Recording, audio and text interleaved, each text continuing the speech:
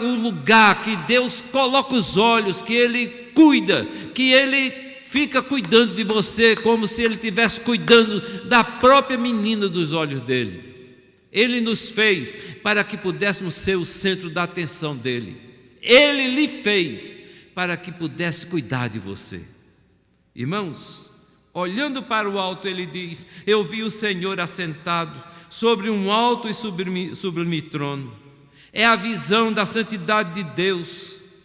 E isso não está registrado só no Velho Testamento. A palavra de Deus, ela não se arruma para circunstâncias, nem tampouco para o tempo que nós vivemos. Deus era santo, Ele é santo e continuará santo, recebendo a adoração daqueles que o buscam verdadeiramente. O Senhor Jesus, quando os discípulos pediram para que Ele lhes ensinasse a orar, Ele começa dizendo: a oração é: Pai nosso que estás nos céus, santificado seja o teu nome, na terra e nos céus. A começar na minha vida, tenha o seu nome santificado. Eu sou templo do Espírito Santo, você é templo do Espírito Santo. Você tem que honrar, tem que edificar o nome daquele que era, que é e que há de vir. Você vê como não dá para vir à casa de Deus?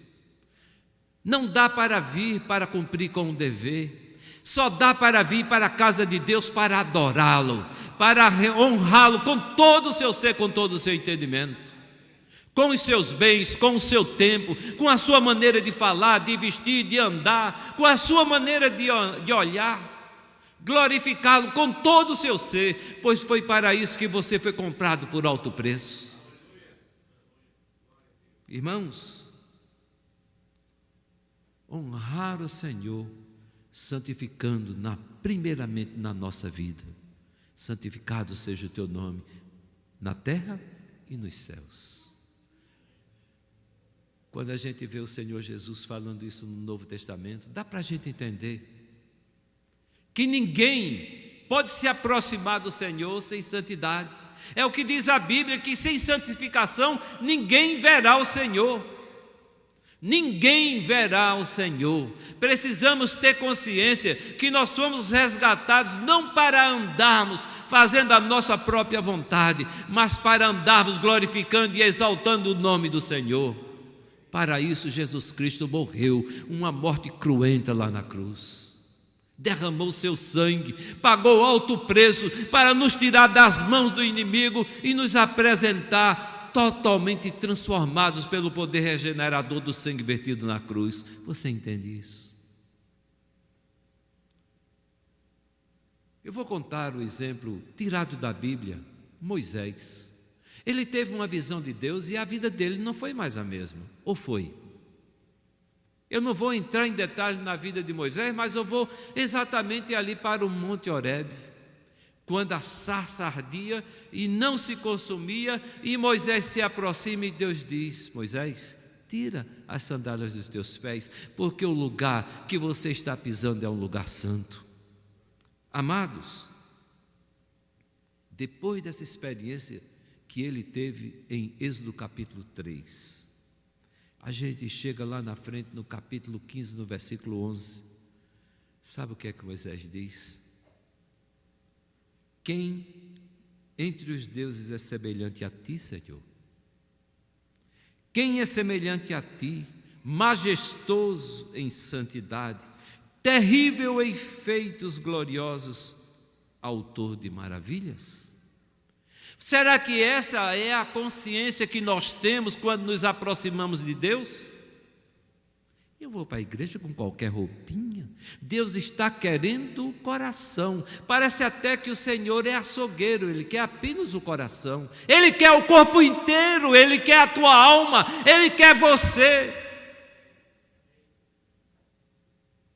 Não dá para fazer uma divisão entre o espiritual e o material quando se trata de um servo do Senhor. Entenda que o Senhor é majestoso em santidade, terrível em feitos gloriosos e autor de maravilhas. Ele continua o mesmo. Ele não mudou, ele não mudará. Deus permanece o mesmo eternamente. Há um outro episódio que eu gostaria de compartilhar com os irmãos. Certamente os irmãos conhecem a história da luta dos israelitas com os filisteus, aonde os 2 filhos de Eli morrem no mesmo dia. Talvez vocês saibam que ao receber a notícia, Eli também, já era pesado, idade avançada, cai, quebra o pescoço e morre. A esposa de um dos filhos estava grávida, em dias de dar à luz, entrou em trabalho de parto e teve o seu último filho. E o nome que ela deixou para o filho foi Icabode. Foi-se a glória de Israel. Porque os filisteus ficaram com a arca. Morreu os filhos de Eli, morre Eli, pronto, Israel perdeu a guerra, foi-se a glória de Israel. Meus irmãos, os filisteus levaram a arca do Senhor e levaram para o templo do deus Dagom. Quando foi da noite para o dia, o deus Dagom amanheceu, a estátua amanheceu no chão. Deus fazendo gozação, tirando uma casquinha com os deuses. Aí eles pegaram o Deus, colocaram novamente no altar, e aí na outra noite, Deus veio, destronca, arranca a cabeça, arranca os braços e deixa lá, ele de cara no chão, de cara de corpo no chão. E castigo para os filisteus. Finalmente, eles viram que não podiam continuar com a arca de Deus, a presença do Senhor no meio deles, e o que é que nós vamos fazer? Começaram então a pesquisar e resolveram mandar de volta. Quando chega em Bet-Semes, aí o povo lá acolhe a arca e alguns curiosos resolvem apenas uma coisa, olhar para dentro da arca. Quando eles olharam, Deus eliminou a vida de 70 pessoas. Apenas por olhar, sim, apenas por olhar. Não era permitido olhar e Deus não queria que olhasse e simplesmente puniu. Irmãos, Deus estabelece regras que devemos cumprir para nos aproximarmos dele.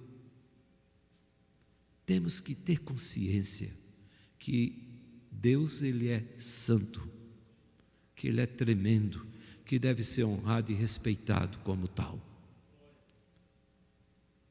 No ano da morte do rei Uzias,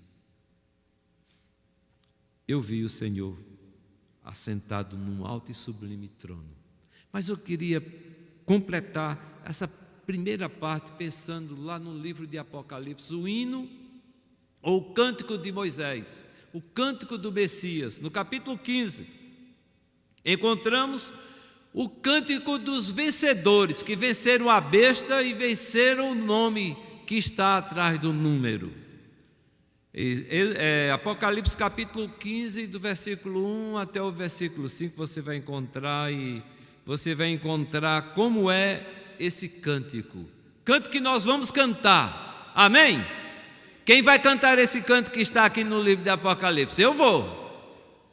E diz o seguinte o cântico: grandes e admiráveis são tuas obras, Senhor Deus Todo-Poderoso. Tem música para esse cântico. Justos e verdadeiros são os teus caminhos, ó Rei das nações. Quem não temerá e não glorificará o teu nome, ó Senhor? Pois só tu és santo. Por isso todas as nações virão e adorarão diante de ti. Quando nós cantamos, todo joelho se dobrará, cantamos em espanhol, da la rodilha, toda rodilha se dobrará adelante del Senhor. Irmãos, queira ou não, você vai ter que se dobrar. Hoje talvez você faça para mostrar aos outros que você está adorando. Isso é bobeira. Talvez você não conheça a história, eu vou tentar contar aqui, de um menino que o pai chegou e falou: senta aqui, menino, está de castigo. E o menino ficou lá em pé. Eu falei para você sentar. Se você não sentar, eu vou quebrar você no pau. E o menino lá em pé, ele disse: está desafiando? Ele falou: eu vou sentar por fora, mas por dentro eu estou em pé. Mas um dia todo joelho se dobrará e toda língua confessará que Jesus Cristo é o Senhor. Ficarão extasiados, é Ele, glória, majestade e poder a Ele. Irmãos, faça isso de livre e espontânea vontade, não para cumprir com o seu dever.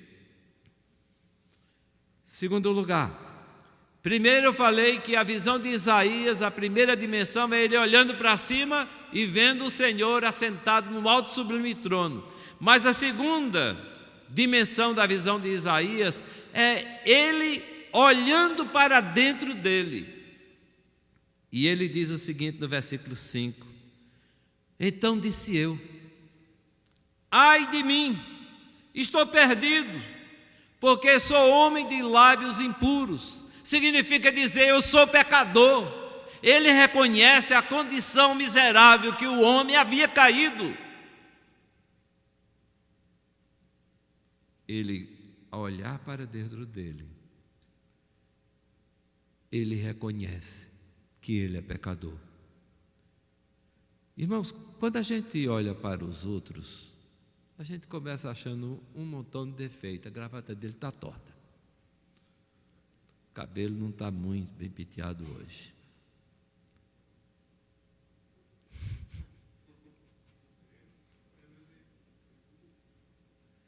Eu acho que eu não sou tão ruim quanto fulano, não é?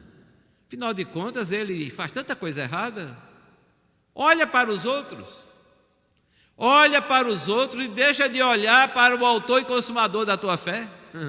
Aí você vai entrar por um caminho totalmente errado.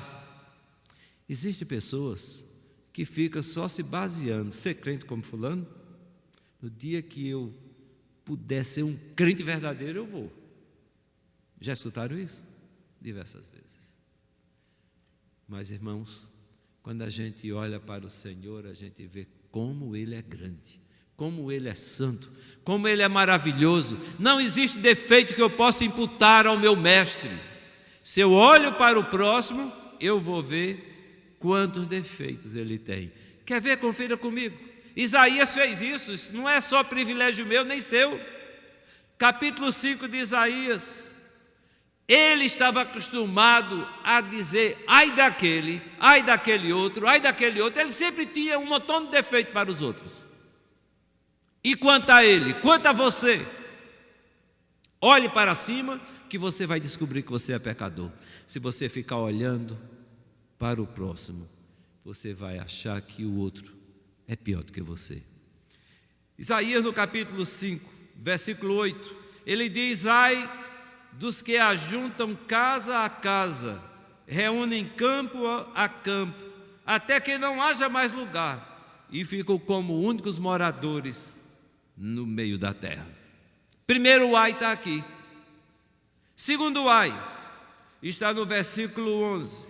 Ai dos que levantam pela manhã e seguem a bebedice e continuam até alta hora da noite, até que o vinho os esquenta. Segundo ai, olhando para o próximo, ele começa a descobrir um montão de defeitos, mas existe o terceiro ai. Está aqui no versículo 18, ai dos que puxam para si a iniquidade com corda de injustiça e o pecado como com tirantes de carro. Continua, no versículo 20, ai dos que ao mal chamam bem e ao bem chamam mal, que fazem da escuridade luz e da luz escuridade, põem o amargo por doce e o doce por amargo. Versículo 21 vem o quinto ai dos que são sábios aos seus próprios olhos e prudente em seu próprio conceito. Sexto ai dos que são heróis para beber vinho e valentes para misturar bebida forte. Facilmente você vê 6 ais contra o outro. Mas agora, quando ele tem um encontro com Deus, quando ele olha e vê o Senhor, a santidade do Senhor, ele diz: ai de mim. Ele esquece os outros. Quando você tem um verdadeiro encontro com o Senhor, você para de criticar os outros e começa a fazer um reparo na sua vida, a tapar as brechas da sua vida. 3 dimensões da visão de Isaías. Primeiro olha para cima, depois olha para dentro de si. Ele vivia no meio onde a maldade havia se multiplicado. Será que é diferente dos nossos dias, irmãos? Pare e pense. Será que Deus chamou você para vestir, para falar, para andar igual a todo mundo? Se fosse, Ele não diria: você é a luz do mundo. Você é o sal da terra. Você foi chamado para ser diferente, andar diferente, falar diferente, olhar diferente, reagir diferente. Nós fomos chamados para sermos testemunhas do Rei dos Reis, do Senhor dos Senhores. Somos embaixadores do reino. Você é? Irmãos, quando nós temos um encontro com o Senhor, não podemos deixar de reconhecer a nossa própria condição. Isaías diz: porque sou homem de lábios impuros. Não posso deixar de reconhecer, estou perdido. Sabe por quê? Porque os meus olhos viram o Rei, o Senhor dos Exércitos. Não podemos olhar para Deus e deixar de reconhecer a sua santidade. Não podemos olhar para Deus e deixar de reconhecer a nossa condição. Em nome de Jesus, que essa palavra seja o despertamento para a sua vida. Não suba à casa de Deus para cumprir com nenhum dever. Suba à casa de Deus para adorar, para prestar a Ele um culto que realmente só Ele é merecedor. E para concluir, primeira olhada que ele deu, ele viu o quê? O Senhor, assentado no alto e sublime trono. Aí ele olha para dentro de si e diz: eu sou pecador. Mas ele olha para fora de si e ele vê a humanidade. E ele diz: e habito no meio de um povo pecador, um povo de impuros lábios. Irmãos, o mundo está perdido. Ainda hoje está perdido. Romanos 3:23 diz: pois todos pecaram e carecem da glória de Deus. Todos pecaram e necessitam da glória de Deus. Romanos 3:23 continua valendo. Agora, irmãos,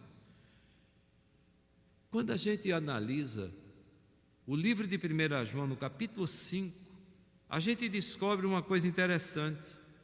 O versículo diz, 1 João 5,19, nós sabemos que somos de Deus. Aí eu pergunto: você sabe que você é de Deus? Você sabe que é propriedade de Deus? 1 João diz que quem recebe o Senhor é propriedade de Deus. E o mundo inteiro jaz no maligno.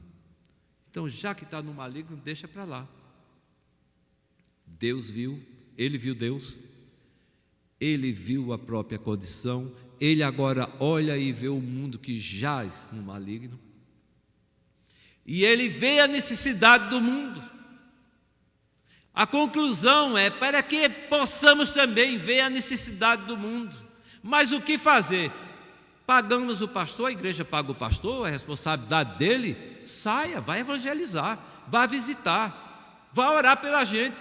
É sua responsabilidade. Mentira. É minha, é sua responsabilidade. O pastor sozinho não pode fazer nada, não. Pastor sozinho precisa de ajuda, precisa que se ore, que interceda por ele, pela família, pelo ministério. Que Deus fortaleça as suas mãos, que adestre os seus pés para que ele possa fazer a obra do Senhor com verdadeira sinceridade, verdadeiro coração. Olhando para fora, nós podemos ver Deus mostrando a necessidade do povo. Quando nós vemos Deus, nós descobrimos a nossa condição e descobrimos também a condição do próximo. E vemos que temos que ouvir Deus falando. Sabe o quê? Versículo 8. Concluindo, depois disso ouvi a voz, depois de tudo, teve o pecado perdoado, teve a sua confissão. Conclusão é que ele chega aqui no versículo 8, depois disso, ouvi a voz do Senhor que dizia: Isaías, a quem enviarei? Quem há de ir por nós? Você está vendo a necessidade do povo, a necessidade das pessoas.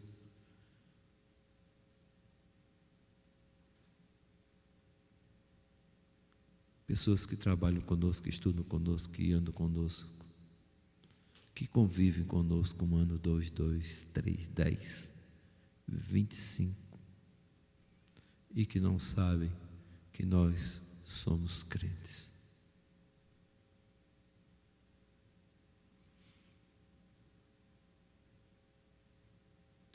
Um índio, aqui nos Estados Unidos, nos anos 1500, um missionário falando de Jesus, e chegou finalmente até a aldeia daquele índio, e ele diz: o que você estava fazendo? Disse: pregando o evangelho. Por que você demorou tanto a chegar aqui? Eu conheci um pastor, não sei se falei aqui da outra vez, conheci um pastor que trabalhou com uma professora lá no Paraná durante muitos anos. Quando chegou na hora da aposentadoria, ele se despedindo, e finalmente aquela mulher que andava envolvida com macumbaria,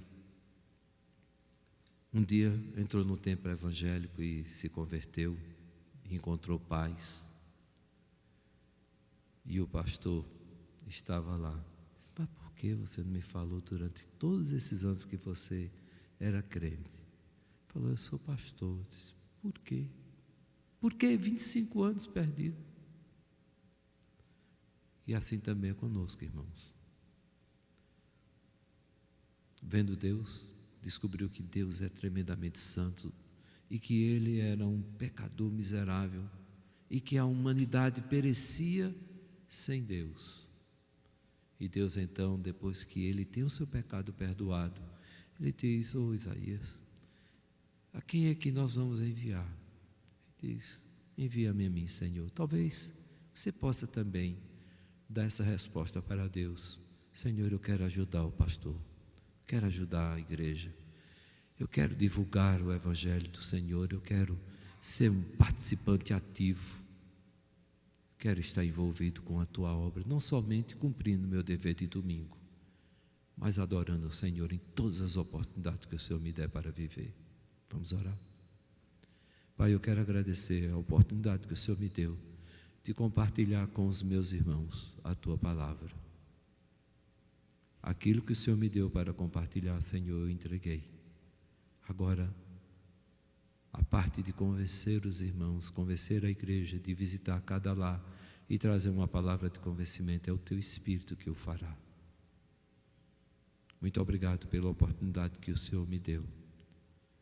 Que o Senhor coloque sobre a vida de cada pessoa que ouviu essa mensagem, todos os irmãos aqui presentes, que o Senhor coloque a tua bênção, que o Senhor desperte, para que possamos viver uma vida diferente daquela que dos tempos de Isaías e diferente também dos dias de hoje, que sejamos verdadeiras testemunhas do Senhor, aonde o Senhor colocar a planta do nosso pé.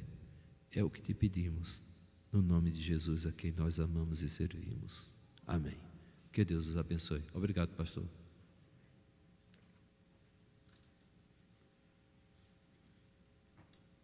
Amém.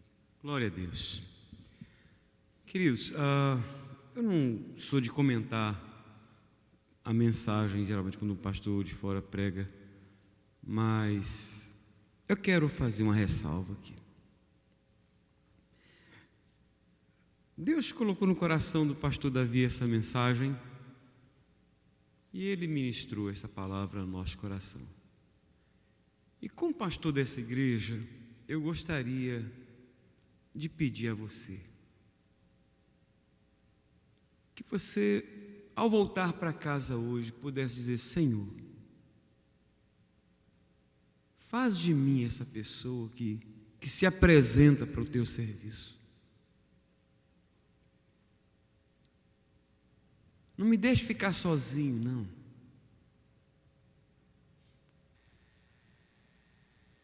Convida alguém durante a semana, faça um propósito de orar por 2, 3 pessoas. E clama ao Senhor por aquelas pessoas. Ore por aquelas pessoas.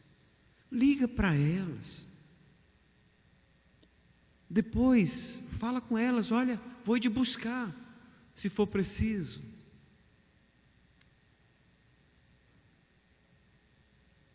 Eu conheço a história de tantas pessoas que vão buscar jovens para levar para as drogas, para a prostituição, esposo, esposa para os bares.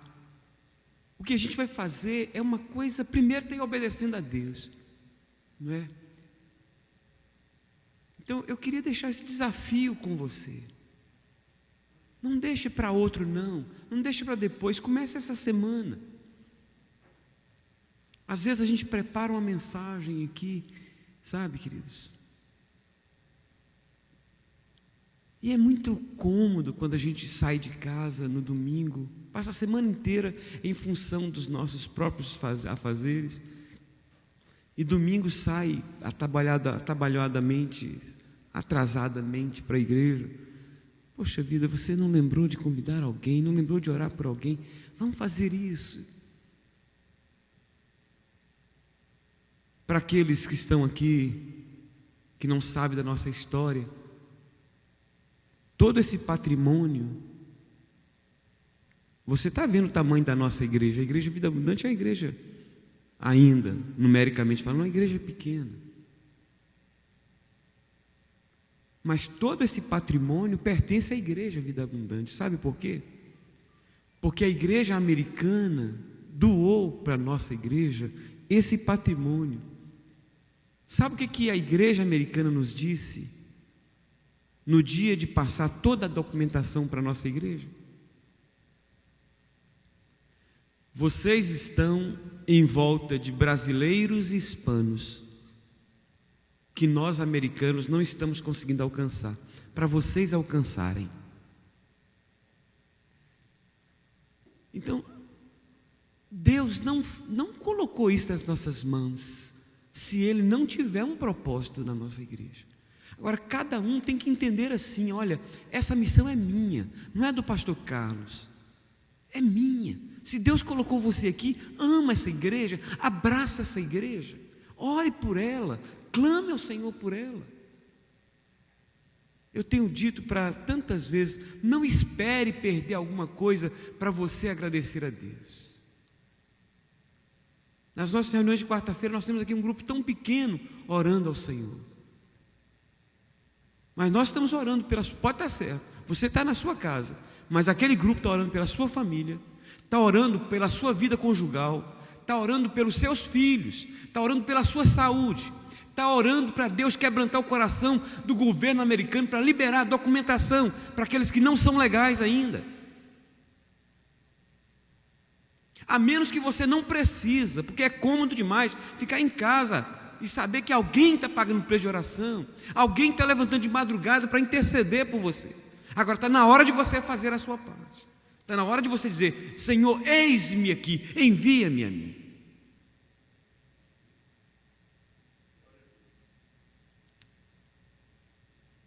Não sou eu que conto com você, não, é Deus que conta com você. Deus colocou você aqui porque Ele quer fazer isso através de você.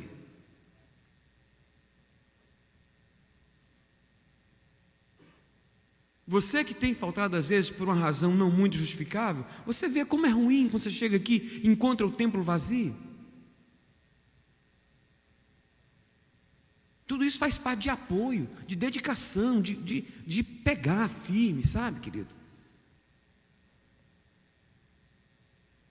Peça a Deus para pôr mais amor no seu coração por esta igreja, por esta obra, por esse ministério. E peça a Deus por mais amor no seu coração para alcançar quantas pessoas precisam ser alcançadas.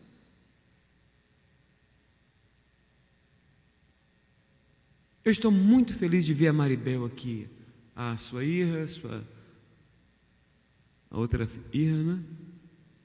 Já tem muito tempo que eu as invito para estar aqui com nós outros. E tem muitos outros que eu convidei e não estão aqui, não, Maribel? Sim, disseram que vinha, mas não vieram. Pero eu estou muito contente de ver você aqui, muito contente. E eu queria deixar essa palavra para você, meu irmão, que é da igreja. E você que está chegando, sinta bem-vindo, sinta participando. Diga, olha, eu preciso ser alguém para somar. Alguém para somar. Deus está a perguntar: a quem enviarei? Bom seria se você pudesse dizer: Senhor, conta comigo. Conta comigo, Senhor. Eu quero ser uma pessoa mais comprometida, mais consagrada, mais dedicada, mais envolvida. Eu quero ser uma pessoa em quem o Senhor pode de fato contar. É ruim você não saber com quem você pode contar, não é? É difícil, é muito ruim. E Deus está querendo saber: eu posso contar com você? Vamos ficar de pé. Os irmãos, vamos alabar ao Senhor mais uma vez? Sim, vamos, com alegria.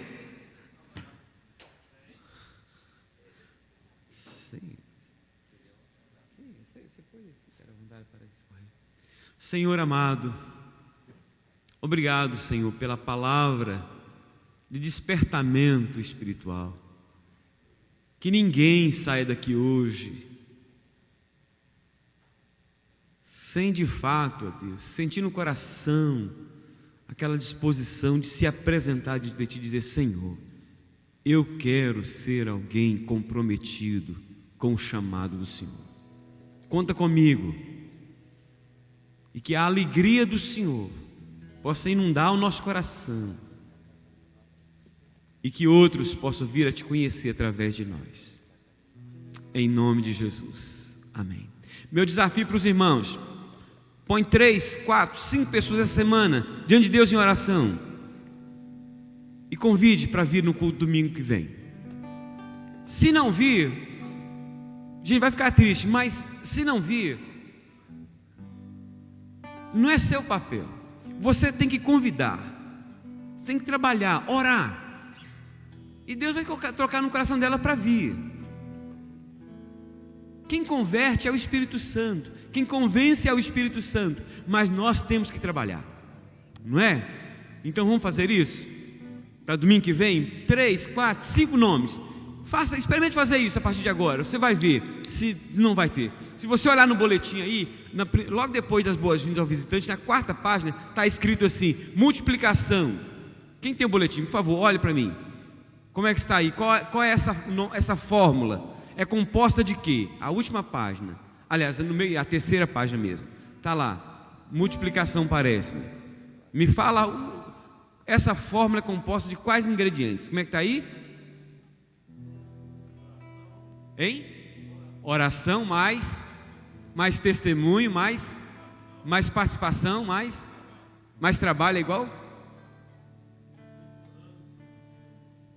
É igual multiplicação, né?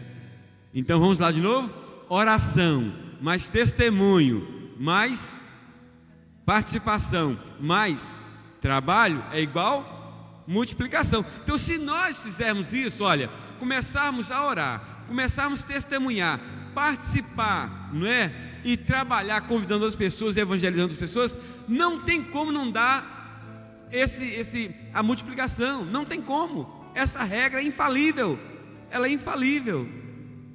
Amém? Vamos louvar o Senhor. Mis hermanos,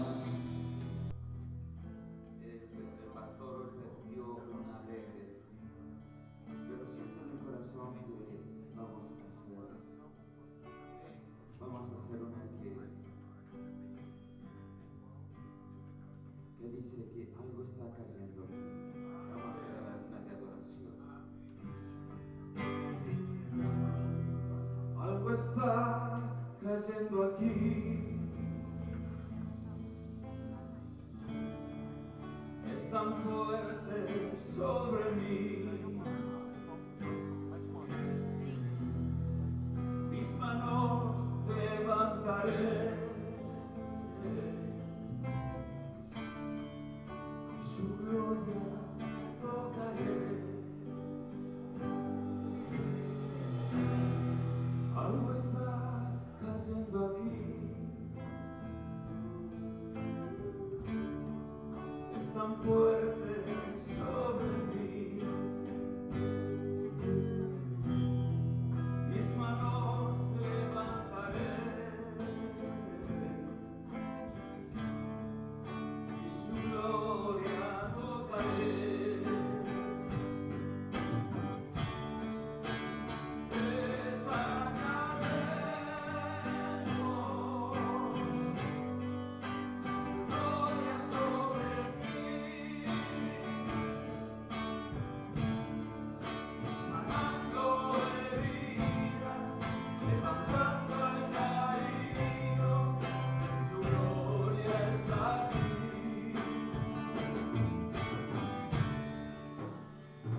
Está cayendo su gloria sobre mí, sanando heridas, levantando al caído, su gloria está aquí. En este lugar, su gloria está aquí.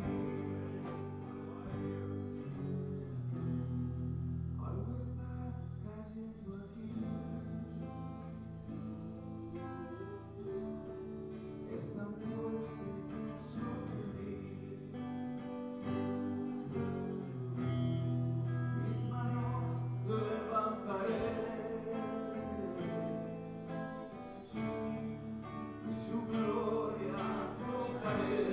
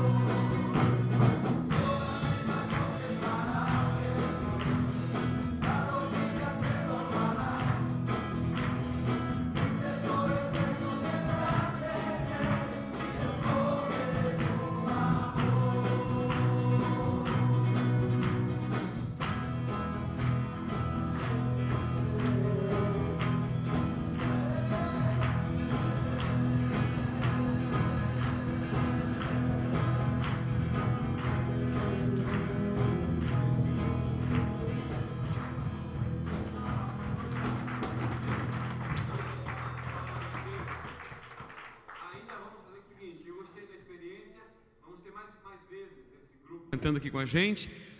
Não sei, talvez da próxima vez nós teremos aqui um grupo de haitianos, não é? Também louvando ao Senhor. Aguarde, nós vamos começar a louvar. Nós temos que aprender algumas coisas, irmãos, porque lá no céu vai estar toda a língua, não é? Tem que começar a aprender aqui, não é verdade? Porque todas as rodilhas se dobrarão diante do Senhor, não é verdade? Então temos que aprender acá, porque chega lá, Betão? Começando. Olha, o culto vai continuar lá no salão com um café delicioso. E eu queria fazer um pedido aqui a todos os visitantes, a todos os membros da igreja, não é? Não vão embora sem tomar um café conosco, tá bom? Se não tomar café, tem água. Se não tiver água, tem suco, mas alguma coisa tem lá, não é? E também tem uns pães lá que os irmãos estão servidos para levar para casa, não é? Minha oração é que Deus te abençoe durante a semana, te guarde, te proteja e te dê vitória durante essa semana. Que a graça maravilhosa do nosso amado Senhor e Salvador Jesus Cristo, o amor de Deus, nosso eterno Pai, a doce comunhão, a consolação, o poder do Espírito Santo seja sobre todos nós, irmãos, sobre todo o povo de Deus na face da terra, hoje e para sempre. Amém e amém. Os irmãos, por favor, conduzam os visitantes até o salão.